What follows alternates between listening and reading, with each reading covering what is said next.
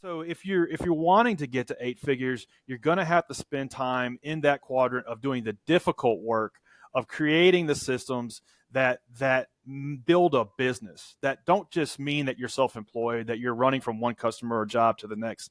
And it's a lot harder to do that. It's a lot harder to think through how to, either, you can push a rock up a mountain and that's hard, or you can build a system, a machine that moves it up the mountain. They're speakers, authors, and real-life rock stars, bringing you life-changing thoughts that rock, taking conversation all the way to 11. Most shows only go to 10. Well, it's one louder, isn't it? These go to 11. This is Thoughts That Rock. Now, here are your hosts, Jim Knight and Brant Menswar. What's happening, family? Hello, people. Welcome to our listeners in Burundi. Burundi. Did you notice that too? We actually had a download in the country of Burundi. Where is Burundi? Burundi is in East Africa. Yeah? Yeah. Do you know anything about Burundi, Do I? Do I, Jim? Burundi is going to make something up. Is the poorest country in the world. Is that real? Is that true? It's the truth. It's the poorest country in the world? Seems apropos. How does somebody download I bet it's the richest person in that country. It could be. So I just want to say Bawakai to our friends in Burundi. Did you just say Hawkeye? I said Bawakai. Is that really Burundi? It's really hell. No, it's not Burundi. It's Kirundi is the language spoken in Burundi. You do know stuff. Everybody knows that, Jim. I'm so sorry. Kirundi is the native language of Burundi. Here I am thinking I was being smart by saying, "Hey, we saw there's a new country added in, and you've already done some homework." Urakozi. What is that? Which is thank you in Kirundi. You're certainly welcome. I don't know why it sounded Japanese when I said it. Well, pretty quick, it starts to sound like a pirate when you're done. Everything sounds like a pirate at the end of the day. So thank you for that one person. Poorest country in the world, and yet someone has taken some time to listen to Thoughts That Rock. I want to know what episode they listened to. What's Watamusi? It's Where's the Moose? No, It's good. It's Good Morning. Don't start learning Burundi cuss words. We should probably talk about this Nagasaki topic. That was Nagasaki Japanese. is actually bye, and there is no I love you. It's not available. It's what it actually says. So, if you're in Burundi, nobody loves you. Oh, wow. Apparently, it says not available. Brant, don't let us lose the one follower we have in an entire country. Sorry. That would not be cool. So our topic this week is about how to grow your business, but there's a catch. Mm-hmm. It's how to do it with no money, how to do it with no outside capital. And we found the perfect person. Yeah. I mean, you would think we're going to be talking to some highfalutin tech executive, but no, we found somebody who knows what they're doing, who has started and sold a couple companies, including a landscaping business, to now being the co-founder and CEO of a company called GreenPal, which some people have called the Uber for lawn care. And it's Bryan Clayton.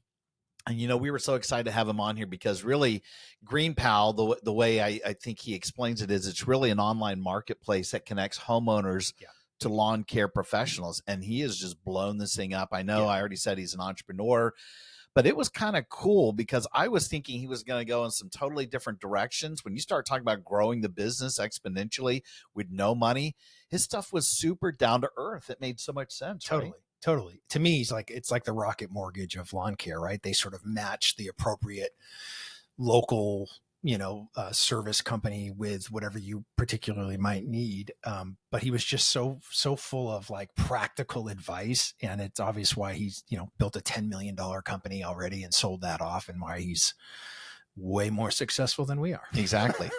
But I don't think they're going to change their marketing brand and call themselves the Rocket Mortgage of Uber of lawn care, because they've already got Uber for lawn care. Oh, yeah, they've already gone there. They're the DoorDash of lawn care. I think maybe you should just stop trying to figure out what their marquee players should be. Urakome. One more. What is it in Burundi? That's how are you?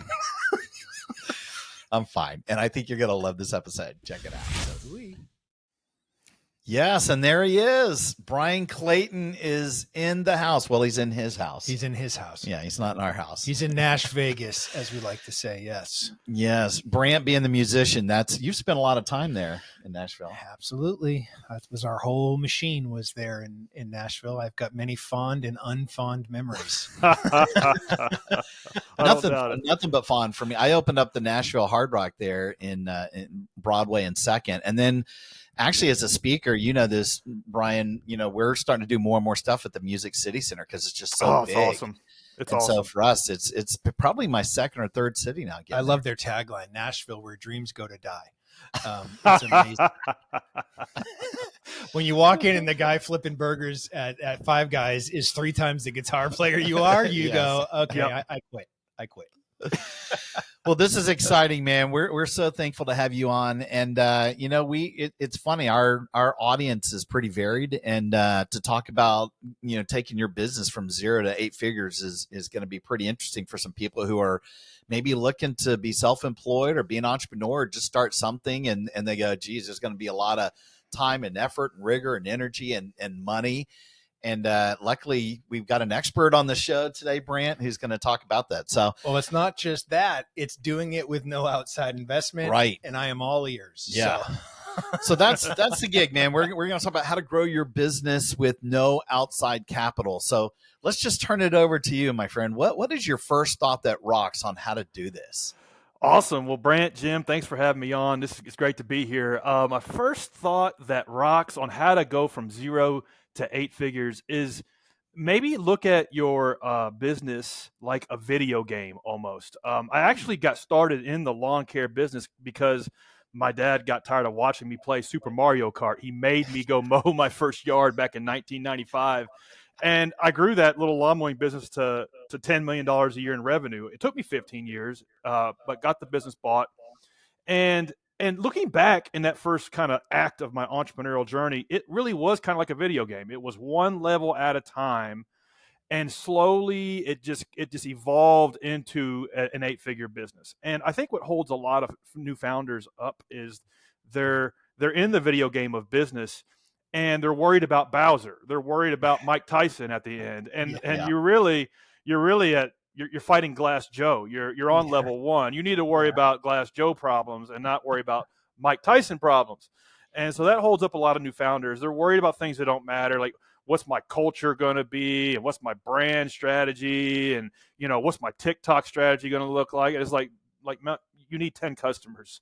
You need 20 customers. You need to figure out how to keep those customers, and let's just solve for level 1 and then get on to level 2. And so that's how building my first business and my second business, Green Pal, have looked like looking back. And maybe I'm on level 6 right now, and I'm guilty of this. I'm worried about level 10 when maybe I'm on level 6. Let's just worry about one level at a time. So explain that a little bit. Like I understand the concept of not getting lost in the thick of thin things. And like you're talking about worrying about things that don't matter. Let's just get customers. Let's get revenue. Let's get dollars in the bank. And that solves a lot of issues.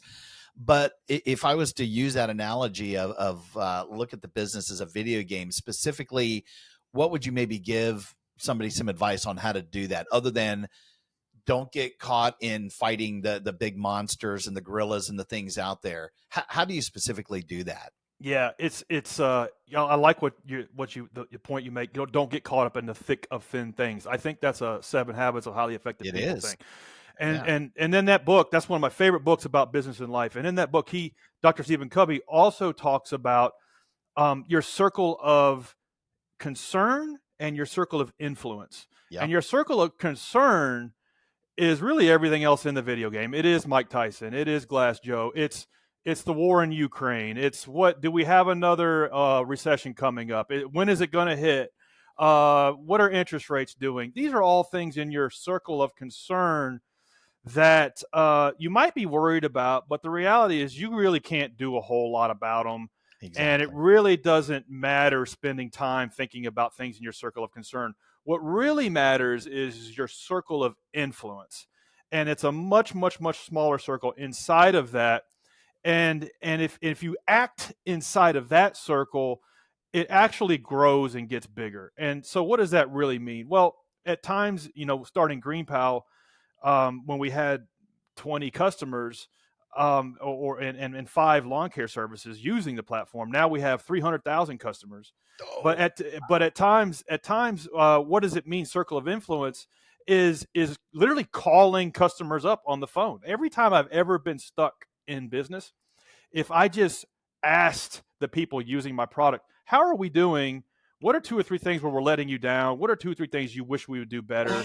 And then started working on those things, it always like unstuck the moment I was in. And so in the first 2 or 3 years, maybe the first 2 or 3 levels of starting Green Pal, it was a lot of that. What was the circle of influence that I could act in? What can I actually do? And a lot of times it's really 1 or 2 or 3 things that you can really focus on to help you get to the next level. And so Yeah. maybe your business is dealing with constant turnover. And a lot of businesses do, especially these days. And it's constantly, you can't keep people. Well, then maybe your circle of influence is a training system where you have the best training system for if you have a coffee shop on how to get somebody up to speed to being like a world-class barista. Rather than 2 years, it takes 2 weeks. And so if you spent time working on that in the business moment where you worked on that thing in your circle of influence, then next thing you know, you can get to the next level of, okay, I've got that solved. Let's move on to the next thing. I love that principle, that analogy too, because you're making the point that, these things that are in your circle of concern, you do care about them. You just can't do a lot about it, where Right. you're saying you live your life in that circle of influence. And as that grows, it's so funny, whether you get promoted or you just get more impact and influence, you're now in charge of some of those things that used to be in your concern. Now you actually can do some of those. Exactly. So you made a great analogy there too, where, I was sharing with you before we started recording that I used to landscape as well. I didn't have 300,000 customers, Bryan. I know that's hard to believe, but I think we had 10. Yeah. But I noticed that the person that I worked for, he was always trying to drum up new business. And every once in a while, his name was Todd Donahue. He was awesome. He actually listens to the show still. I'm going back about 30 years now, 35 years. Every once in a while, we would stop and we would call people that were in the neighborhood of where we were. This is back when there were yellow pages. And he would call and say, listen, I'm here. I do something super cheap for you. Let me come and mow your yard. I was just looking at your place. Would you let me come and do it? But I heard him arguing at one time with somebody on the phone. And he was basically saying, listen, I will do it cheaper than whoever you're using right now. Let me come and do your yard. I'll absolutely do it for free. And the person would not change. They were like, nope, I love my landscaper, blah, blah, blah. After he hung up, I noticed that he was talking to somebody that was actually an existing customer. We already had them as a customer, and he was trying to see what they might say about him as a competitor, or would they go with the cheapy cheap. And so, I just learned that he always would ask people, he would do some sort of a low end feedback tool like that to see what's working, what's resonating. Did they like the service that we were providing? I just thought it was a brilliant way to just see what's working and what's not working. I have a question for you, Bryan. So, I think anybody who has tried to start a business or, is entrepreneurial in some way, shape, or form, I think we all have a tendency to worry about things that aren't quite there yet, right? How are we going to scale? Well, you've got 2 customers, so maybe scaling is not where you need to be worrying about at the moment. How could I do this without a co-host? Right, like that runs through my head yes. all the time. Smart. You should be worried about that. The question I have for you is, are there some foundational pillars for somebody starting a business that they should really focus on first before they let their brains and imagination run wild as to problems that could be happening 12 months, 18 months, 24 months in the future? Are there a couple of foundational pillars that really helped you grow when you first started this? Yeah, a lot of it comes back to what is the value proposition of the business, and I think this gets glossed over and not really understood by new founders, because nobody teaches this stuff in school. Nobody teaches us how to run a small business in high school or college, even if you go to business school. And it comes back to, what do you do better in your market versus your competitors? And the answer to value proposition is, if I'm your ideal customer, So, for example, the you're talking about your former boss in the landscaping business, somebody who lives on the same street as other customers that you already service, already on the route. That's the ideal customer in the demographic. Why, if I'm your ideal customer, why would I choose to do business over you versus anybody else? Yeah. And the answer to that question always starts with because. Because I am the best landscaping contractor you can hire on Haymarket Street for under $35 a week, even if your grass is 4 feet tall. It has to be a meaningful reason why I would do business with you versus everybody else. And the problem is a lot of new founders, if they're in level 1 or 2 of the game, they get stuck up on value proposition. They think the answer to that question is, well, we've got matching uniforms, or or we give free estimates. If you call us, we'll give you a free estimate, or we license and bonded, or satisfied customers, integrity, quality, like all of these things that are either vague or the founder thinks they matter, but they really don't. It's got to be a compelling reason for why should I choose to do business with you versus anybody else. And if you can go through the exercise of working through that honestly and really like look yourself in the mirror, so to speak, like really, do business with yourself, like your former boss did, and discover what it is you're the best at in the market, and then double down on those things. That's what takes you from being self-employed, working your butt off for 70, 100K a year versus building an actual business. And discovering that and going all in on that and building systems around what that value proposition is. Man, that was a great question. I think you squeezed another thought out of Bryan. I love that. we're gonna wind up at least getting 4. I see here. That was fantastic. All right. Well, let's do your second official thought that rocks. What's the next thing to do? Again, we're talking about growing your business from 0 to 8 figures, but without any outside capital. How do you do this? Thought that rocks. Let's stay in the 7 habits kind of camp. Let's do another 7 habits thing. So a lot of times we conflate urgency with importance as small business owners. I have been guilty of this for 22 years in business, where we'll open the email inbox, we'll check the voicemail, and it's all of these things that are urgent. And it's boom, boom, boom. And it's like it's upset customers or bills that haven't been paid or employees that are pissed off or whatever. And we're working through them and we're getting them done. And maybe we spent all day working on those urgent things. And then we feel exhausted, but maybe we feel like we haven't had a productive day. And the reality is we're just on a hamster wheel because we're always stuck in that quadrant of things that are urgent, and maybe they are important. But even more sad, like they're urgent and they're not even important. Like it's somebody that, is just wasting your time, or it's a customer that's not a good fit, or maybe it's a customer you should have fired, or it's an employee you should have pruned out or something. And so we get caught up in that urgent, that sense of urgency, and just never get out of that. What you really want to spend time on is, and maybe even just come in on Sunday afternoon, you want to focus on these things that are important but not urgent. So like we'll go back to the example of your former boss, calling up customers on the same street, doing those sales calls.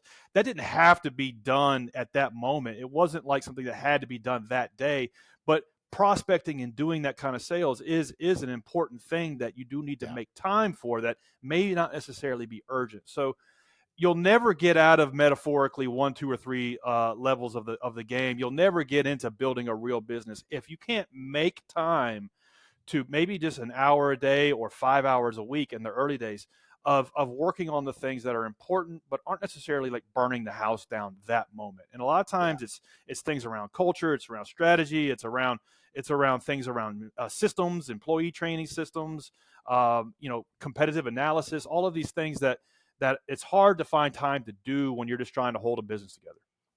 Yeah. And the quadrants that Bryan's talking about is so great, because when you take urgent and not urgent and important and not important, and it makes 4 quadrants, everybody seems to be focused on these other 3 versus the one, like you said, it's absolutely important. But unfortunately, it's you don't have that crisis mode. I still see people that live their life in that it has to be done right now, even as silly as junk mail. I know people to this day that get junk mail they open it. Yeah. They know for a fact there's no redeeming value. You can tell from the outside, but you feel like you've got to open it. When the phone rings, I know people that have to answer it right away. And I'm like, in today's day and age, you don't have to. It could go to voicemail, but the things you're talking about, to spend time, to sit back and think strategically, to work on things. Actually, we just talked about this at lunch. The things that really is going to take a little bit more time, but it's not in your face. It's not proximate. Nobody's asking for it, but it's the best work that you can do. Yeah. And there are just too many people that have that sense of urgency. I think that's a great analogy. I don't know. I guess ultimately it gets you to an 8-figure company. If you could just live your life like that, that would be tough. And how would this, I guess this would be the question, since we're talking about no outside capital, you don't have any money that you're putting in. How does that living in that specific quadrant actually help you grow the business ultimately to being 8 figures? Yeah. It's like what you just described, going through junk mail versus sitting down in a quiet space thinking through strategy, is the difference between hard work and difficult work. And you can come in and spend all 12 hours a day doing hard work, but it's actually more difficult work to think through the systems and processes to streamline these things. And so if you're wanting to get to 8 figures, you're going to have to spend time in that quadrant of doing the difficult work of creating the systems that build a business, that don't just mean that you're self-employed, that you're running from one customer or job to the next. And it's a lot harder to do that. It's a lot harder to think through how to, either, you can push a rock up a mountain and that's hard, or you can build a system, a machine that moves it up the mountain. And that's the harder thing. And that's the difference between being self-employed versus having a business. And listen, it takes time, and we all get caught in spending weeks and years, wasting time, on the hamster wheel of things that are urgent but not important. And I, Lord knows I have, but if we can just read the book 7 Habits of Highly Effective People once a year, it brings you back to, okay, this is the way I need to be thinking. The gold standard of this is like Jeff Bezos once said, I get paid to make 3 good decisions a week. Like, that's a man that's living only in the important, not urgent quadrant, right? Now, as small business owners, we can't operate that way. But if you can figure out a way to maybe take a few hours and think that way, and just focus on one piece of your business, maybe it's your marketing strategy, maybe it's your employee training system, maybe it's your customer satisfaction system, just one little piece of it at a time, and spend a month on it. That's how you get to maybe level 5 or 6. In my 21 years that I was at Hard Rock, 16 of those, I was head of training and development. And this is what you're talking about. It's exactly what learning and development professionals talk about. Do you report to operations or human resources? There's benefits to both. I reported the majority of the time to HR versus ops, but the 6 or 8 months that I did report up in operations, and this is just because leadership changed and they want to move my department somewhere. Boy, did they have a lot more money, a lot more resources and operations, but I was miserable because I was the hamster in the wheel. Something was broken and they thought it was a training issue, and let's go over here. And it was constant go, go, go, go, go. Where reporting to human resources, you were able to sit back, think strategically, gather the team, talk through a lot of the things, if it's even a training issue in the first place. And so I have learned over the years, and Bryan, you and I, we have a couple different companies, Bryan, but some of the best work that we do is at the very least once a year, sitting down with a flip chart going, if it isn't broke, let's break it. Let's figure out to do it better. Or if we're going to go start something new, let's spend the time to think about it and not just throw a bunch of money and just create something from scratch. So I appreciate what you're saying. My question is, how do you tell the difference between something that's urgent and something that is not urgent? So is there a question that you ask yourself? Is there like a if-then statement that you can use as a little trigger to get yourself to not make that mistake? Yeah. How can you tell if something is if something is urgent versus not urgent? A lot of times it's like, what is the one goal of the business that we're trying to do? Everybody on the team should be able to tell you what's the one thing we're trying to improve, what's the one metric that matters. For us at GreenPal, it's transactions per week. This is the one metric that we can all rally around and understand if the business is healthy, if it's growing, if we're on the right track or not, because it's an active metric. It means, are we connecting buyers and sellers, and are they actually conducting business on our platform? And if it doesn't map back to that, if somebody emails in and says, hey, site this part of the platform is down and I can't complete transactions on the platform, that is an urgent problem. We need to rally everybody around that. But if it's somebody who maybe is a vendor trying to pitch us something, or obviously that's not an urgent matter. But if it's somebody who maybe isn't a good fit for the business, maybe if it's somebody who, in our example, who's looking for like a private gardener to stay at their property 7 days a week, not a good fit for us, but they're complaining about something, it's not really an urgent matter. But if it's somebody who is our ideal prospect, who is our bread and butter, who's telling us, hey, I tried to use your service, but I'm not having luck with it, and here's why, we need to dig into that. We need to queue that up and figure out what's going on, and ask why 5 times. What, like you mentioned earlier, the difference between HR and operations. I think what you were describing was the ability to like drill in and ask why 5 times. Okay, why is this person upset? Well, because we had an employee that let them down. Okay, why did the employee let them down? Well, because they didn't know that they were supposed to be there on the day they did. Well, why didn't they know that? Well, because the system that tells them where they're supposed to be didn't send them a reminder the night before, and it only like told them once that week. Okay, we've got a problem where we need to have a reminder at this particular moment so that doesn't happen again. To me, that's a lot of fun, like diagnosing and fixing those things. So I think like discerning if something's urgent or not does it map back to the one thing we're trying to do? If your business is 5 people or 500, everybody should be able to answer that. What's the one metric we can look up on the board and say, okay, we're doing well or we're not? And it can't just be like page views. It can't just be downloads. It can't be number of emails sent. It has to be an active metric that adequately measures the health of the business, if it's growing or dying. Well, and I also think along those lines, I have always looked at everything is going to be urgent to someone, but it might not be urgent to you. And so, you do this best. This is what your gig's about. You're talking about purpose and mission and values.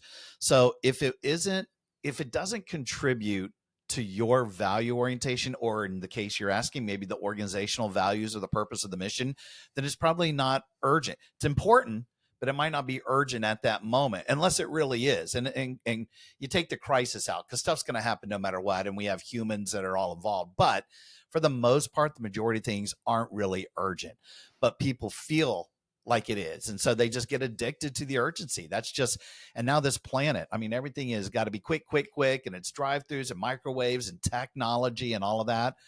I just think if more people could do exactly what you're talking about, Bryan, and just sit back, some of the best work that some of our friends have done is said, I get up in the morning, I don't even look at my phone. I'm not on email. I just sit 5-10 minutes and I'm either meditating, maybe I'm praying, maybe I'm looking over my own mission and values. Maybe I'm just thinking about what my day is going to be like. They tend to be the happiest and the most productive, versus you wake up and you're firing on all cylinders, and that's not going to be healthy. It's fun to be the firefighter and to fix things every once in a while. I love jumping into a dish room or cleaning a room as a housekeeper, rolling up your sleeves every once in a while, and you're the hero. If you're doing that every day, right, you are working in the business. You're never working on the business. You never grow the thing. So that's exactly right. And figuring out, why do I have these 30 urgent things in my inbox every morning? And the important work that isn't necessarily urgent is figuring out why are these things happening all the time, and solving for those, creating the systems and solving for those gets you into a whole new world where now you don't have all of these fires burning. And the problem is, a lot of small business owners will spend years, decades in that paradigm of things that are urgent, but not necessarily important, and they're never working on the important, not urgent thing. Yeah. And I've been guilty of that.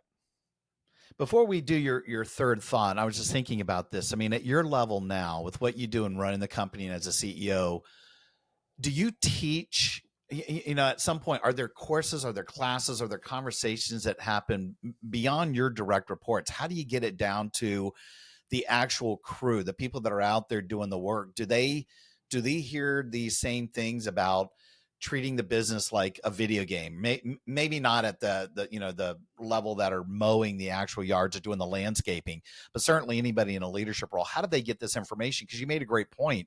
It's not being taught anywhere. Right. You certainly aren't getting it nowadays from your parents or school or wherever. You're kind of getting it from your organization. And it seems like you're the type of person that would want to teach this. Do you have things in place where people can get that information when they join GreenPal? Yeah, it's one of the hardest things to solve for in business. My first company was 150 people, and now my second company, GreenPal, is a little over 40. And so now, I'm of the size where I've hired everybody that works for the company. Everybody's still in arm's reach. I still have personal impact with everybody. And this is still in the fun zone of building a business. This is kind of like the grow up phase. And then when you start getting into the scale up phase, it's like managers of managers. And then, the scary thing is that there may be people hiring people, and then you don't know the names of someone. And oh my God. And that's when the culture gets watered down.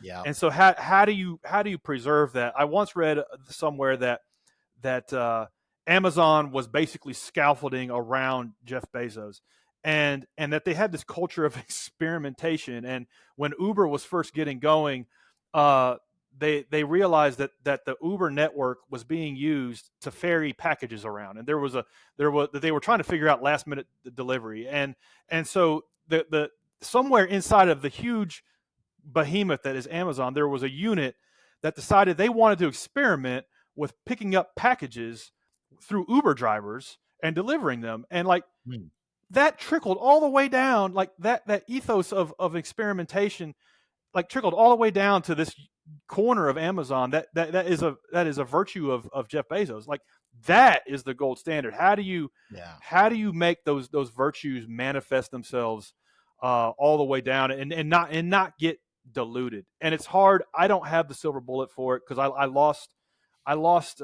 my way a bit in my first company when we got over 100 people.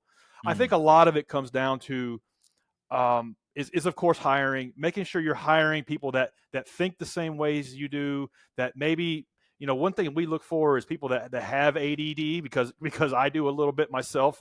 I want the person who's constantly curious, because we live in a world now that it's always going to be like this dopamine machine of different challenges and problems to solve for. Like, I'm looking for people like that. I'm looking for people who are like me in a way, that have a chip on their shoulder, and the business and where we're going is a way to solve for that. And so, if this doesn't work out, you've got a place to go, Bryan. I think work for Bryan. Yeah, I'm like, you're describing Bryan. That's crazy. So I think it's important to like hire people that are literally like have the virtues that you're looking for and that's where maybe 90% of a lot of this stuff takes care of itself. But I know of no way. I've never done it right with over 150, 200 people to say, okay, this is how we carry these virtues that are so important all the way through from top to bottom, and it never gets diluted, because that is so damn hard. Yeah. And you see it, you see it at scale. Why does the experience through a McDonald's drive-through differ so much than one at Chick-fil-A? Yeah. And what went right and what went wrong there. There is stuff to be learned from that we can apply to our small business. But one thing that does matter is, do you care as the founder? Yeah. Are you carrying the flag for what the culture is every day? And like, are you bringing the enthusiasm every day? And when you spot these like breakdowns and what the virtues are of the business, are you solving for them, or are you just hoping they go away? And it's never ending. As a founder, as a leader, that's one of the main things you have to do is protect the culture, protect the things that matter to us, the virtues we stand for, and not let that go, because next thing you know, you live in a world where you hate driving to the office. Yeah, you're speaking our language, that's for sure. And the reason I asked, I just think you clearly are a fan and a disciple of the Covey, the 7 Habits, but you also have these great ideas that you could package it at some point. I don't know what it looks like, but to make sure that it's part of your legacy and it gets down beyond your direct reports, because at some point it gets off the rail when you've got multiple levels. What is this is great stuff. What is your third and final thought that rocks? Maybe we've touched on some of this already. How do you grow the business with little to no outside capital? Well, you you got to be an animal, and like I think if you're going to build a business to over 7 figures, maybe 8 figures, the people that work for you and your friends maybe should describe you as an animal, because that's what it's going to take. It's going to take every bit of your I guess GDP of who you are to make this thing happen. And like especially the first 4 years are going to be 7 days a week, because you're doing three things at once. And we've kind of touched on two of them already. You're working in the business, you're just doing the things, the urgent things that are important, pissed off customers, vendors that aren't paid, and you're grinding through those. And then you're working on the business, the things that are important but not urgent. You're building systems, processes, building strategy. You're courting people to work for you and things like that. So you're doing those things in and on the business. And then the third thing is, it doesn't get talked a lot about, is working on yourself. You are reading books, you are listening to podcasts, you've got Audible on all the time. Like somebody's like, hey, did you check out that new show on Netflix? You have no idea what they're talking about. Or somebody asks you, hey, did you check out Game 7? You don't even know who's playing. You literally are consumed with this business 7 days a week, doing in the business, on the business, and on yourself, because you don't have the skills that you need to work these levels of the game. I saw an interview with somebody that was talking about Mr. Beast, and he was like, yeah, I was talking to him, and like I was talking about this movie that was out, or maybe it was like Squid Game. Squid Games was really big, and I was talking to him about Squid Games, and I could instantly tell like he was nodding along, but he had no idea what I was talking Not about. a clue. Yeah. So, and it's like, it's because all that dude lived in was it, and still is, like YouTube, like 7 days a week, nothing else. And I'm not saying you got to be that crazy about it, but you do have to be like that bought in and that much of an animal to get something like this going. And if not, if it's not for you, then it's okay to stay self-employed. You don't have to build a big business. Yeah. Stay self-employed, make some money, and invest that money. That's okay too. You don't have to be an animal. Yep. I think you do a pretty good job of balancing this stuff out, because I can tell you all these books back here behind us, Bryan, they're all boring business books. He's read them all. How I'm wired. There's not a single fiction on that thing, but like you, I'm constantly on a quest to put more arrows in my quiver. I just want to be able to hang from a business standpoint. So it is business books, it's podcasts, but I think you actually do both, because you do get a chance to have some fun and watch movies, and you play on TikTok. And yeah. I don't really do a lot of that, but I probably could get better from a balance. Well, what were you going to say? I think it depends on what your business is too. So for me, of sort of having a foot in the personal development space, right, you got to go where the people are, yeah, with the message that you want them to hear. And so, it's funny, Bryan, you sort of gave in you got to care for your people. You sort of gave what I have used as my sort of strongest close for companies hiring me to come and speak. And I only ask one question to the CEOs, which is, do you care about your people? And they always go, of course I care about my people. And then I go, how do you care about your people when you don't know what your people care about? Exactly. And they go, oh. And I go, well, that's what I do. I help you understand what your people care about. And then I get them to use what matters most to them to amplify what matters most to you. And that's the work that I do. And as soon as they hear that, they get it. Because when it's easy to say you care, but that doesn't mean you effectively care. Exactly. It just means that you have a heart, and I'm glad they have a heart. But if they're going to invest time and they want to see production and they want to see success and growth, that only happens when people use what matters most to them as their motivation. It is servitude. That's right. They're not going to use what matters most to you because they don't care what matters to you. They care what matters to them. Exactly. And so that's, I look at this and when you say you've got to work on yourself, I scream it from the mountaintops on a daily basis.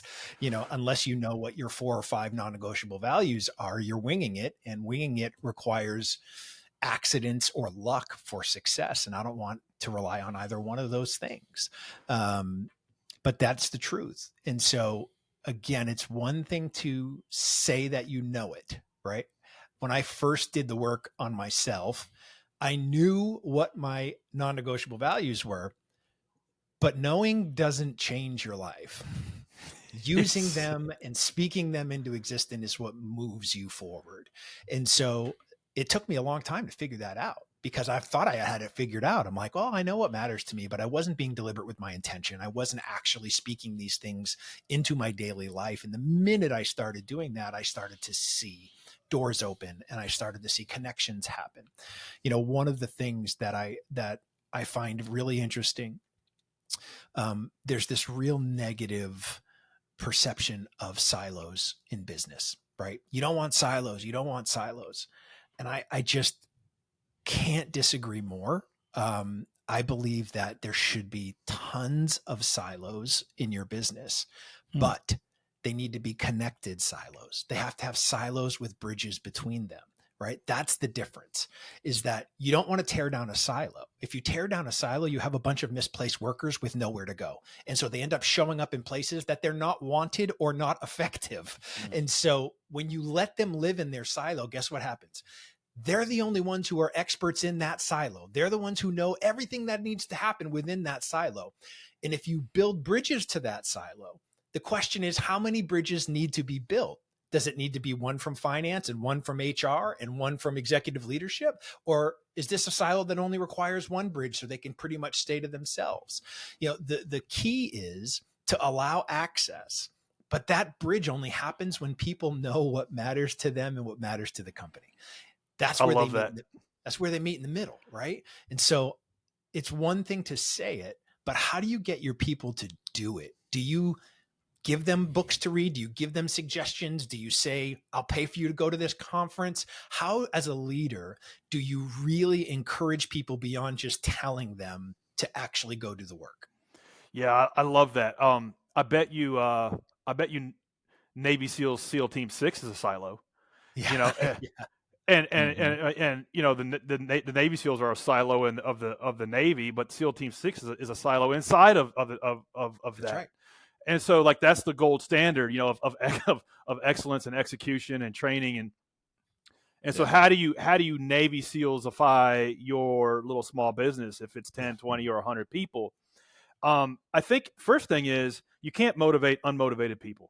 You have to recognize that the people you're bringing on have to want to be more. They want to want more out of life. They maybe they have that chip on their shoulder. They want to grow. And as part of the leadership of that you're bringing them and what the business is bringing them is fulfilling that. So if they don't have that, in their DNA, if they didn't get, passed over for the football team in high school, or maybe you didn't get a date to prom or something like this is my own PSD I'm talking about. He's working out issues right now. Yeah. And they don't have that inside of them, and they haven't been trying to solve for it since high school, and it's just part of Donna Johnson. Yeah. Not going to state. Wait, I got a little specific there, Brian. That was exactly. If this is not part of who they are, and they're just trying to solve for that, and the business, the mission, and what they're professional at is not part of solving for that, then I don't think there's any amount of coaching or guiding or leading you can do for that kind of person. And you have to recognize it for it is what it is, and you can't waste a lot of time sending that person to a conference because you're wasting your money and you're wasting their time. But once one of the best hires I ever made was a guy that worked for me in my last business who ended up running the whole thing. And when the first day he worked for me, he was making sandwiches at Jersey Mike's. But there was just something about this guy that I could just tell. The only credential he had was a great attitude, and he had a hobby of designing landscaping because he just liked doing it. And I just thought, well, if this dude's doing this as a hobby, it means he's curious about it, and it means that he just likes this type of thing. So I think I'm going to take a chance on him. And I quickly realized that, like, this dude had a little bit of a chip on his shoulder, and he actually wanted to grow and learn and had a thirst for that. So I like doubled down on it. And I was giving him the same books I was reading, and I was sending him links to stuff that I was consuming. And I paid for him to go to an industry show with, every year with me. And man, that was one of the most fulfilling things I've ever done in business, was watching him grow alongside of me. That's awesome. And when I sold the business in 2013, he was running it, and the acquirer kept him on and gave him a big pay raise because they needed him. So here's this dude went from, I don't know, 20, 30, 40 grand a year to multiple six figures because he had it. He had the chip on his shoulder, and I was just kind of helping throw fuel on that fire. So I think the step one is don't try to motivate unmotivated people. If you can put them in your system and they're a cog in your system, that's fine. But don't waste time trying to coach them to be more or want more if they don't want it. That's the biggest mistake I've made. I don't have any silver bullet for that, other than just don't make the mistake of trying to throw books at somebody who isn't showing you they want to get to the next level. I love it. Well, these are great. I mean, again, I know we asked you a couple extra questions. I think we probably squeezed 5 or 6 thoughts out of it. The 3 I wrote down, though, official: look at the business like a video game, focus on not just the urgency, but focus on the important things, and probably not urgent. So you got to go and mine for those, look for the time, the energy to really focus on the business. And the last one, being an animal. And we talked about just hunting and being aggressive and probably spending a ton of time on it. But the fruit, the pot of gold at the end of the rainbow is just going to be fantastic, man. I can tell you're a developer of people, and you think about these things. And like I said, even talking about things like the 7 habits, you can tell the type of mind that you have. And, there's no not understanding why you aren't successful, man. This has been great. Where can people find out more information about GreenPal, or maybe a little bit more information about you, Bryan? Yeah. Anybody listening to this doesn't want to waste time mowing their own yard, just go to greenpal.com. Push a button, get it done.